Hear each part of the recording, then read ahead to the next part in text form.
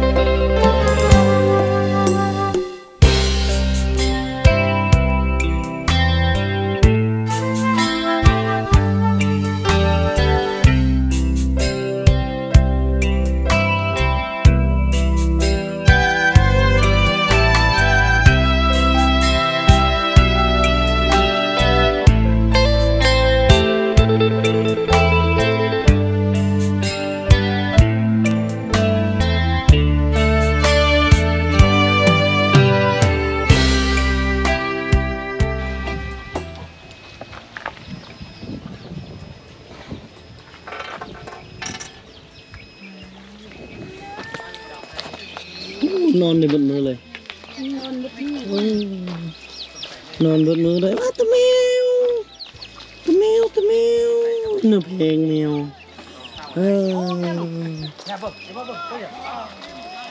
โอ้จะเพิ่นไปหาได้ก่อนโอ้โอ้โอ้จะว่าที่นั่นแค่ว่าที่เฮาเฮ็ดกันเฮาบอกกินเรากินเนี่ยก็เดี๋ยวพี่พูดนะว่ากินเมาเหล้าแล้วว่าเฮ็ดควยพ่อนี้คอยทิ้งนี้ว่าเฮ็ดกันเข้าใต้อีกคู่น่ะบ่ตายก็ยามันเนาะไม่ใช่ก็อีกคู่นะว่าเฮ็ดควยนี้นำพ่อไอ้คิงนี่นะว่ากินเมาเหล้าหลายนี่ก็เฮ็ดนำพ่อนี้กินแล้วเราให้พ่อตีพ่ออีกคู่น่ะให้มานำพ่อนี่ลี่แท้เด้เขาให้แล้วเขาบ่เฮ็ดแต่เขาให้น้อยนึงเขาอยู่หั่นเขาบ่ได้เฮ็ดโอ้สมพอเฮาใต้นี่เสียงแต่เพิ่นบักดังๆก็เมื่อกี้นี่ฮะย่าก็ความหมายเพิ่นว่าอันเราแต่อันมาบอกคุณสิแบบว่าจิตตี้สิฆ่ากันฆ่าตายแล้วฝากบอกเฮานี่ไปเฮาตำรวจไปมัดอันนี้ก็ได้อันนั้นก็ได้ญาณบ่เป็นหยังเด้อลูกสิปกป้องทุกอย่างเด้อพอเด้อปกป้องก็มีเนาะบ่ทายานกันผู้ใดเห็นนั่นเราบอกลูกเด้อสมพอเสียงบักดังๆก็แม่นแล้วคืออีพ่อนี่กินอยู่พุ่นเมานี่ปอมปะได้หั่นนี่ก็เอาคือลูกเคยหั่นเหล้าแด้กินกับกาแฟแด้กับยาสูบแด้ก็มาแล้วมานอนหั่นเนาะนั่นแหละอีพ่อเลยดีแสดงว่าไอ้คุณนั่นหายเนาะอีเอ็กคือกันอีคุณคือกัน2คนน่ะเพิ่นว่าบักดังๆก็อายุเพิ่นน่ะเป็นหยังกันจูนี่ว่าน่าเป็นห่วงแล้วก็ยังว่าเราเชื่อมั่นพวกเฮาเด้คันอีพ่อเป็นหยังไปเราบอกเฮาตำรวจยังว่าเรื่องกฎหมายแล้วเนาะเบิ่งให้มันถึกนะบ่ทายาท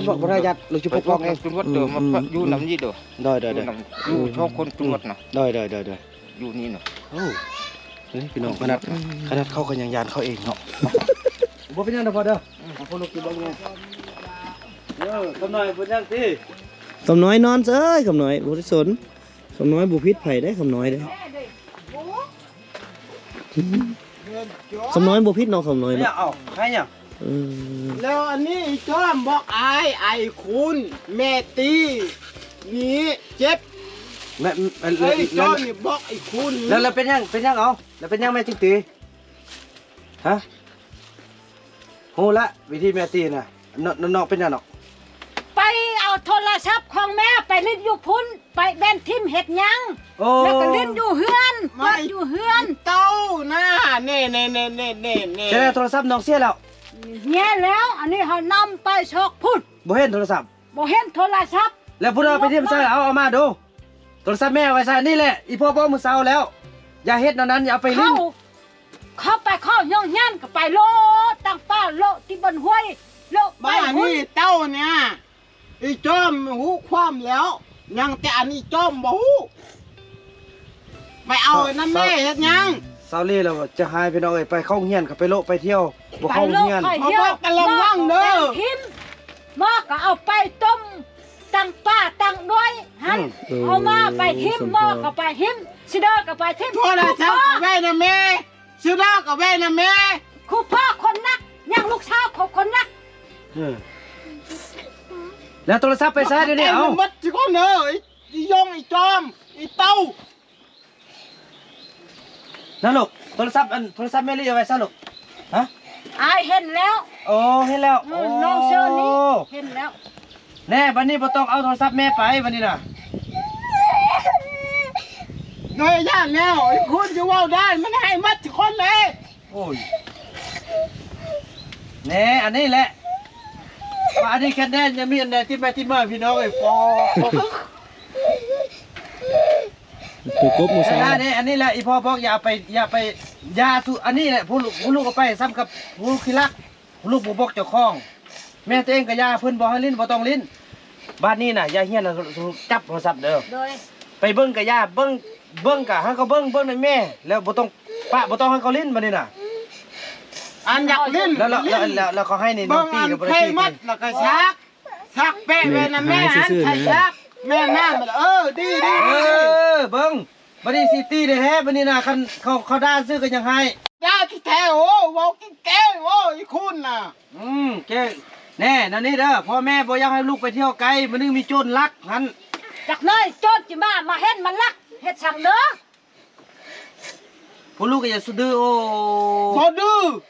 แน่พากันเอาหม้อเอาหยังนี่ไปไว้อยู่ป่าพุ่น อี เอา คุณ มี นี่ ดเอากระไฟเอาหยังไปไว้ เรา ก้ามเบิ่ง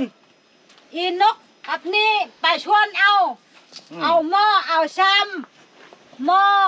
ซ้ำดวงกับคิดไปไว้ป้าพุ้น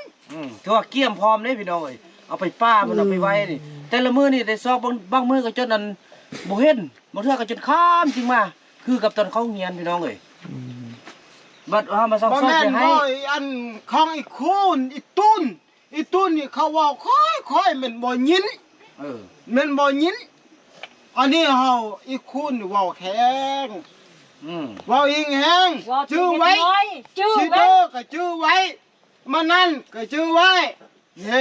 อันลักคือบักคำน้อยฮอกก็ช่างแล้วฮอกก็บ่เบิ่งลูกฮอกก็บ่เบิ่งพ่อเพราะนั้นโอ้ฮอกก็ช่างฮอกปะฮอก อันรักอันนี้รักของแม่ อันรักของแม่หมดสิยังนี่ระวังเด้อ โหดขนาดพี่น้องเอ้ย โอ้โห เนาะบ่สนใจเด้อนะผู้ใดผู้ดีนะบ่สนใจเนาะบ่ต้องมาใส่ใจเนาะ คนสิได้บ่ดีนี่ จากนั้นเลยเขานึ่งเขากินโอ้กินชิ้นเต้าเนี่ย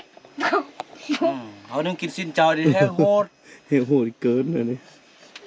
โอ้ เงินจริงหมดสิยังแล้ว วัน เขา แห นึ่ง อยู่บ้านเฮานี่เสียแบบ เขา นึงบ่ แก้ แม่น ม เอาไป เหล้า เดี๋ยวนี้นะ แก้มเบียร์เขากินหมดสิยังแล้ว บัดนี้เด้อถ้วยบ่วงหม้อกาแฟมีดทุกอย่างบ่ต้องเอาไปใส่ได บ่ไปนั้นเนี่ยเราพังเบิ่งอันอีพ่อนี่นะพ่อบุญน้ มีดค่อยเรื่องนึงก็ไปเสิร์ฟอ่ะ ำแล้วก็พังอีนก บัดนี้มาแสดงคอนเสิร์ตได้แล้วมาเบิ่งหน้ากันบัดนี้เด้อเอ้ยเบิ่งมานี่มาลูกมาต้องให้มา ลูกมาสบายดีพ่อได้ไหมไป สบายดีพ่อแม่ นี่อักตุรยักษ์นี่อย่าดื้อเด้ออักตุรยักษ์นี่เด้อ บ่ดื้อมาบ่ต้องให้มา จะปลุกลูกอ่ะ ปาดแท้เด้อไปซะเลยให้ได้นึงโอ้บ่ใหญ่พ่อจะบอกบ่อีพ่ออยากให้ทีนี้เนอะ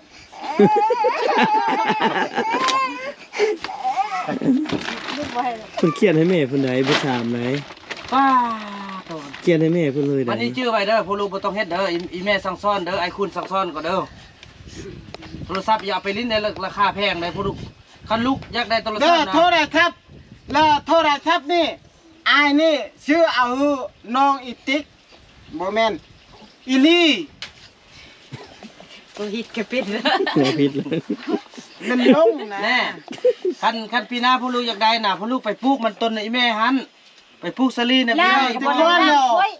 บันติก้อนแล้วบ่มีมันต้นบ่มี เจ้าก็บ่ได้ล่าง แล้วอ้ายนี่ไปชื่อก้อนเนาะ อืม ไปชื่อก้อนเอาหืออีลี่หัน อืม เปิดแต่ละซับปานนี้แหละ อืม ก็โพดเป็นหยังละ ของดีเนาะ อ แน่ไอ้คุณเฮ็ดอันมันต้นก็ได้โทรศัพท์แล้วเด้พี่นากันผู้ลูกอยากได้เพราะว่าพ่อยังถ้าไปเข้าโรงเรียนแล้วโอ้เธอบ้างน้องๆเอาอันนี้เอาไปของแท้ของแท้เอาต่อเดี๋ยวพอมันอักเปรกลือ อักเวกลือ บ่ได้เห็นอักเปรกลือได้บ่รอดบ่ต้องส่งพี่น้องเอ้ย ติ๊กเด้อติ๊กไป เด้อพี่นาแล้วเฮ็ดเวียกพอเข้าโรงเรียนลูกก็บ่เข้าเฮ็ดเวียกเก่งๆถ้ามันได้มันต้นถ้ามันได้สลี นี่คุณนี่เฮาเชฟมันเฮาเชฟมันแล้วเบิดเฮาอยากหลายๆ ไอ้คุณเลยได้รายซื้อยังวันนี้ หลายๆแล้วเฮาชื่อรถทิพย์ ต่อไปเขาก็ได้ไปชกเมีย ว้า โอ้ ว อยากแทรกดองเลย เมียคนไทย โอ้ คนลาวบ่เอา ว้าอายดินลาวบ่เอาติคนไทย โอ้ โอ้ เปิดใจเด้อพี่น้องชาวไทยเฮาพี่น้องเนาะก็ได้ว่า ที่อายอีบุญน้ โอ้ย ำน้องก็อยากได้รถทิพย์ อ่า แล้วก็อยากได้ไปเศร้าคนไทย โอ้ นี่โตราคาแล้วอู้ ฝากเนื้อฝากตัวกับ FC ฝั่งไทยเด้ ฝาก เอ แน่ อ พี่ สบายดี ฝากเนื้อฝากตั สาว วโสดมาหาอายเด้อ แล้วมันนี่เราน้องอยากได้อันไปเช่าคนไทย หน้าแบบใดอยากได้ อยากได้อันอยากได้ลูกทิพย์แล้วก็ได้ไปเช่าอันคนไทยน้องสาว ว้าวโอ้แล้วคันใดเมียเด้อเดี๋ยวนี้มีอันชาวไทยอยากมักน้อง แต่ว่าคันใดดอกคันใดได้พอเด้อคันเพิ่นจะเอาน้องเราคันเพิ่นเอาน้องเศร้ากินเหล้าเนี่ยน้องสิเศร้าบ่ เช่าแล้ว คันใดเมียให้นะ เออ ถือว่าเศร้าเนาะ เช่าแล้ว โอ้พี่น้องเนาะถือว่า บ่เป็นอย่างเนาะ บ่คุณว่า บ่เป็นอย่างหรอกนี่มันปุ๊บไปนี่เนาะเฮากินเหล้าเฮากินเบียร์เช่าแล้ว แล้วก็ตัดทิ้งไปแล้ว แล้วเอาอันน้องมา เอาเล็กเอาน้องมาเล็กแล้วเล็กเบียร์เนาะ เอา ได้น้องแล้วก็ทิมเลยเนาะเราเบียร์แล้วเนาะ เออ แล้วเอาแต่เมียเนาะ เอาแต่เมียมา โอ้ แน่ไอ้คุณนะสั่งเฮ็ดก็ น่ะ ไอ้คุณก็ตัดทิมออก ตอนนี้เพิ่นบ่ได้เมียพี่น้องเพิ่นตัดบ่ได้พี่น้อง ตอนนี้เพิ่นใจยังคือเก่า มันซุปอันนี้แล้วอ้ายก็บ่ฮู้ อืม แล้วอันนี้น่ะอ้ายชื่อหยังก็อันนี้ ไอ้เตียงคำ ไอ้เตียงค แล้วแม่นหันนี่อีชุก บ่สุก แม่แล้วอีชุกหั่นนี่ เออ อีชุกอันนี้อ้ายเจนค ได้ ำแม่นถึกต้อง สิมางานดองอีกเด้อ อย่าเฮ็ดงานดอกแบบคันได้สาวไทยเฮ็ดงานดอกแบบสาวลีเนาะ ม่วนว่านี่โอ้ยลืมบ่ได้มาร่วมงาน อืม พอเพิ่นอกหักพี่น้องเอ้ย อืม บ่ได้มาร่วมงานโอ้น้องบ่ได้มาเบิ่งเขาเฮ็ดบักมันม่วน อ้าวน้องก็มาหานี้ก็มาแค้นนี่เอามาดดแล้วแม่หลายคนนี่เด้บ่เห็นอ้ายก็บ่เห็น ำบ่เห็น ไอเตียงกระบุ อันจัดคำนี่ก็บ่เห็นอีชุกก็บ่เห็น เอ้าตัวสบ่นี่ อ้าวบ่ตัวเฮ็ดหยังเป็นตัวหันบาป โอ้ยานบาป แปลงผมดีๆกัน หากันได้ยินได้นี่เลย แปลงผม ยาน ดีๆกันแปลงทรงผมดีๆกัน ยานบาป โอ้แท้เลยเนาะ แท้ อ่ะถือว่าตอนนี้ก็ศึกของพวกเราก็เริ่มสงบลง แล้วอันน้องนี่อันน้องอีลี่แล้ว ทุก ก็ ทางเริ่มกลั ตึ บ ง มา เครียดตึงเครียดกันมาโดนเติบ อีไลหันนี่ก็ปอนโยโยติดกันเนาะ เออ เออเห็นอีก เพราะ โอ้ อันเมีย เห็น น่ะ โทรศัพท์ กับผัว ตี ฮะ เห็นโทรศัพท์ตี บ่ ป้าพี่น้องบ่มานะ หรือว่าน้องใส่วีซ่าให้ตัวมาป่ะ มาตัว อย่าชุกจุก น้องสิมา บัดนี้โอเคเนาะ อัน บัดนี้เฮา โทรศัพท์แพ้หมด อืม แพ้หมดน้องชักอยู่บ้านปะอยู่บ้านหัน อืม น้องก็สิย่างมา อืม ย่างมาเจออันอีลี่นี่เป็นซีรีส์เลย ว้ายอันเฮ็ดหยังกันน่ะ กลางคืนนะ บ่คืนนี้ เห็น แม่นบ่เห็นเลย มาเห็นตอนน้องเฮ็ดสินี่เมื่อคืนนี่นะอีกคุณมาเมื่อคืนนี่ บ่เห็นน้องรั เห็ บ นน้องหลับก็มาเห็นตอนน้องเฮ็ดดิเอฟเห็นเด้อบ่ตัวไอที บ่ตัว น้องก็เห็น อันนี้เมียนี่ก็นอนนู่นนี้ แล้วพายองทึง พอยองถึง ยองทึงตีนี่ล่ะเฮาบ่ได้เอาโทรได้ซับใครหมด ขึ้นในวิดีโอปอ อันบ่ได้เพชรหมดน้อง แล้ว กินมา แล้วบ่ได้ยินอันซาลี่ห้องยังได้ติบ่ห้องนึง บ่ฮ้อ มิดอยู่บ่ มิจูลี่อยู่ มิตีติจุบ จุบจุบได้ยินเสียงบ่ บ่ได้ยินเสียง บ่ได้เสียงบ่ได้ยิน กะหักยินอ้าย น่ะ กะหังยิน แล้วทีนึงก็บ่ยินทีนึงยิน เออ เข้าเชี่ยนะ ปอ น้องอีกคนนี่ ไว้ บ่มี มาอีก โท แล้ ร ว ศัพท์ เออ เป็นไฟหมดอัน น้องรักษาหน้าที่น้อง ปา น้องนี่จะอัดคลิปฮืออายเบิ่ง โอ้ บ่ถ้าไปเบิ่งแล้วเพราะว่ามันเวลาคันน้องได้เมียมากครับน้องก็แบบนั้นนั่นแหละขนาดละอันนั้นมันแบบว่าเขาไปซ่องเบิ่งเขาเจ้าเฮ็ดนั่นน่ะมันบาปเอาน้องนกมาเอาบุญรอดได้น้องนกเอามาเอาบุญรอดได้ไหมเป็นอันนั้นแท้หนู บ่บาปอาย อืม มีแต่อัดคลิปซื่อ มีแต่ ๆแล้วอันนี้แล้ว เอาน้องนก แล้วนั่นเขาเจ็ ลูกไป ตรง หา หัน ลูกไปหาไหมนกเขาแจ้ดงกัน เขา แล้วน้อง จุ่ม จู้พร้อม แล้ว จุ่ม แล้วน้องบ่มีความรู้สึกแบบใด อืม บ่มี แล้ แน ว วเลย มาอยู่หัน เดี๋ยวไปหาแม่ติ๊กไปหาแม่ติ๊กไว้อันนี้แหละบุญนุงทรงน่ะ ฉะนั้นแล้วน้องเอลี่ล่ะกับพัวหันนอนหันแล้วอยู่นี้แต่อัดคลิปเต็กกันน่ะเบิ่ง โอ้พี่น้องเอ้ยเฮ็ดซาวลี แล้ว ให้ระมัดระวัง ผู้ช่วยนี่ บอก แปะ ว่า อันนี้แล้วก็เลื่อนขึ้นแล้วแปะเนี่ยฮืออายเบิ่งเบิ่งหมดทุกคน คันน้องได้อัดคลิปนะ อันนี้ ได้ซื้อผักกังมา ย่า ให้ น้อง ไปสิ น้องเบิ่งกะบ่ละต้องเกรกดิ บ้า บ่เป็นหยังบ่มีความสึกหยังเลย อันผู้เช่าอันชื่นมาล้มเป็นโชคคาดอีก ป้าเฮีย เสื้อ แล้วว่าน่ะคันผู้สาวผู้อื่นเนี่ยมาล้มนี่ทรงคาดออกเลยพุ่นน่ะ โอ้ ป้า อันนี้มันช่องช้อนเนี่ยอายเบิ่งดู อันนี้เพิ่นหนึง 1 2 ยกบ่ได้ แค่บ่ได้ แก้วบ่ได้ ใส่ฮัดนี่มันมุงอีกพี่น้องเอ้ย มุ้ง บ่ นั่นฮัดยันอันค่อยคาดฮัดไว้ แล้วเดี๋ยวนี้นำเลยออกมานอกแล้วเดี๋ยวนี้เนาะแม่นบ่นำออกมานอกแล้ว บ่อ๋อ นี่ป้าโทของดีเพิ่นพี่น้องเอ้ย เสื้อพี่มัน นี่นำออกมานอกแล้วดินี่ บ่แม่นชื่อ นี่ บุญรอด นี่น้ำนะนี่เห็นบ่นี่น่ะนำออกมานอก อันนี้น้ำชื่อน้ำกิน น้ำกินอย่าประตัวเราก็ว่าเราเฮ้ย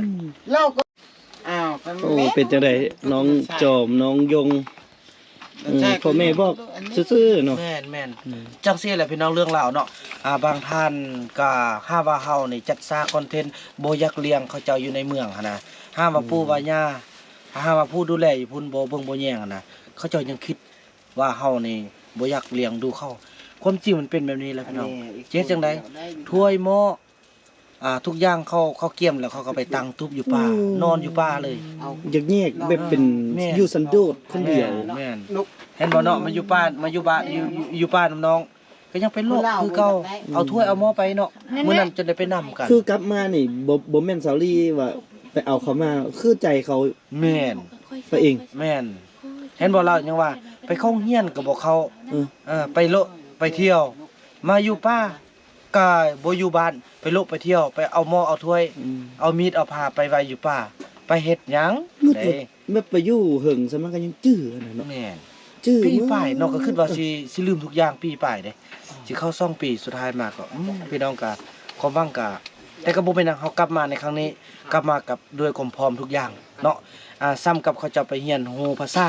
เรียนรู้ความตอบสนองภาษาความต้องการของเพื่อนมนุษย์เฮาอยู่ทางนอก แม่น กลับมานี่เดี๋ยวนี้ล่มคือกับเฮาล่มอยู่ข้างนอกเลย ลม เข้าใจกัน ได้ดีเลย เข้าใจกัน ลมได้ดีเลย ซอมันตั้ง สามคน มันตั้งที่ก็เฮาบ่ได้ไปเรียน ยันป้าว่าสมมุติเอามื้อในเจ้าเฮาต้องเฮ็ดอันนี้นั่นเขาบ่เข้าใจเด้ต้องได้บอกแล้วนี่แหละเขาเจ้าเข้าใจคือกับพวกเฮานะได้อย่างเสียอย่างพี่น้องก็บ่เป็นหยังเนาะพากันมาพัฒนานี่แล้วก็ ฝึกเอา แล้วก็จะจัดโรงเรียน แต่เจ้าก็ สอน ยัง เขาเจ้า น้อย อยู่ทึมนั่นน่ะ แต่เจ้าก็ยังน้อยอยู่ แม่น ฝึกเอาอีกนิดนึงแล้วน้องจอมไอ้ซุกสิเมื่อแล้วนะฮะ น้องจอมลูก ไอ้ซุกสิเมื่อปะแล้วก็ บอกไปให้ไอ้ซุกเด้อไปบอกไอ้ซุกเด้อมื้อหน้ามายำน้องไม้เด้อสิเด้อไป แล้วลูกไปเด้ไอ้ซุกสิเอาเงินซื้อขนมให้อีกได้ ไปไอ้ซุกเอาขนมมาไป แล้วลูกไปแม่แพงแล้ว ฮะ ไป พอห้อมนี่ สบายดี โอ้ พอห้ม อันนี้บอกอันมักผู้สาวไทยฮะ สบายดี อ้าว อันนี้เรา แล้ว อันน้องนี่ชื่อหยังก่อนนี่นะ ชื่อเตียงค เจนคำ ไอเตียง อาเจียง ไอเตียงคำนากาย อันชื่ออันไอเชียงค เตียงคำเลย ำแจ้ค เลยนามสกุลอันไม่ใช่ก่อนอันดอกนะก็ลูกจุดจุด ำเข้าใจละไอ เข้าใจแล้ว ำเข้าใจแล้ว นามสกุลจุดจุด ร้อยหักการว่ายกเลยดูเข้าใจ แม่บอกเพื่อนนี่บอกอันอยู่กับอันพ่อเฒ่าจันทร์นะ แม่ อันบ่อนอันถ้าเฮาขึ้นไปกินดวงหั่นได กินเพื่อกินดวงมันอ่ะ กินดวงน้ำเพิ่น จะนี่แล้วว่าอันปิงดวงให้กิน ผู้นี้ละปิงดวงให้เฮากิน นี่เนี่ยตักอีกคู่นี่กิน กินเพิ่งได้ กินเพิ่งอีก กิน เนาะ เพิ่งได้ละ กินคอนโดกอีกเนาะ กินดอกอีก แล้วก็กินอันนกแม่อีก กินดอก นี่เนี่ยนี่เฮาบ่ลืมเฮาแล้วเฮารู้จักแล้ว นี่ได้ละก็อีชุกได้สองคน อันมือวานมือซื้อนี่เนาะตั้งแต่มานี่น้องจอมนี่ แล้วอันธนาแล้ว น้องจอมนี่น้ำเบาสุกเลยน้ำไปใส่กันน้ำแบบตามตะไลเลยเด้ นี่คู่เดียวนับไปอันนี้ คันตอนนั้นเราจมยื้อเนาะเป็นฟ้าแล้วพอเอาพวนเนาะแล้ววันนี้คันไอซุกว่าสิมาเอาเป็นพวนนี่ มัน สิเอาบ่ ยินๆไปอัน แล้ว จ้าเนาะแล้วน้อง ไป น้อง อัน บ่ ไอ้ สิได้ อันน้องอีชุก น้องบ่สิได้ ไป บ่สุก นั่นเนี่ยเอิ้นไอ้อันนี้เอิ้นน้อง แล้วเฮาเอาบ่จอมน่ะ เอา เอาเนาะบ่เครียดติ บ่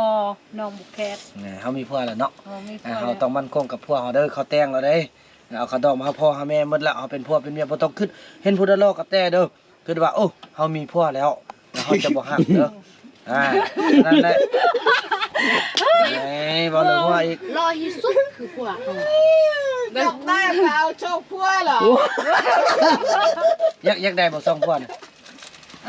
เอาผู้เดียวพอเนาะเขาฮักเฮาแน่เห็นบ่ผู้นี้ แล้วจับได้เลยว่า เธอว่าเขาบ่งามแน่เนาะเธอว่าเขาบ่งาม แต่เขาก็มีความจริงใจความฮักต่อเฮาดุมันบ่กินเหล้าบ่กินเหล้าบ่กินยาคือกับคนอยู่ข้างซ้ายเนาะพอมักกัน สำนั้นก็ดีแล้วแหละเนาะเฮ็ดเวียกช่วยเฮาเนาะแต่ว่าบางคนก็รอเบิ่งคันมีสาวไทยมาเอาเพิ่นก็สิเซาเราเบียนนะแล้วเพิ่นก็สิ เช้าแล้วอันผู้เช้าอันน้องเฮามาเฮาเช้าแล้วเฮาตัดทิม ตัดทีมเราเบียเนาะ อันโตราจับกูอยู่หันเฮาก็ตัดทิมฮะ ปอโทรศัพท์ก็บ่ลิ้นเลยป้าตัดทุกอย่างเลย ใจคณะ ปอ คะแนนตัวได้สาวไท อั ย นนี้เราเฮา สาว กิน ลาวนี่บ่เกี่ยวเลยอกหักแล้วสาวลาวทั่วประเทศอกหักแล้ว อกหักอีกแล้ว อกหักอีกแล้วพี่น้องเอ้ย อันกินเหล้าไล่บ่แม่นคืออีตูนแห่เขามากิน เดี๋ยวบ่เตียงกันสิได้นี่แหละพี่น้องเอ้ยชีวิตจริงเนาะเรื่องวุ่นๆของเผ่าตองเหลืองกะมีให้เห็นทุกมื้อ ทุ เนาะ กมือเนาะพี่น้องเนาะ ทุกมื้อเดี๋ยวไปหาบ่าวซุกอีกก่อนป้าบ่าวซุกไปตามหาน้องจอมทั่วโบดผู้ไปเอิ้นบ่นึงมาบ่เห็นอยู่พี่พี่น้อง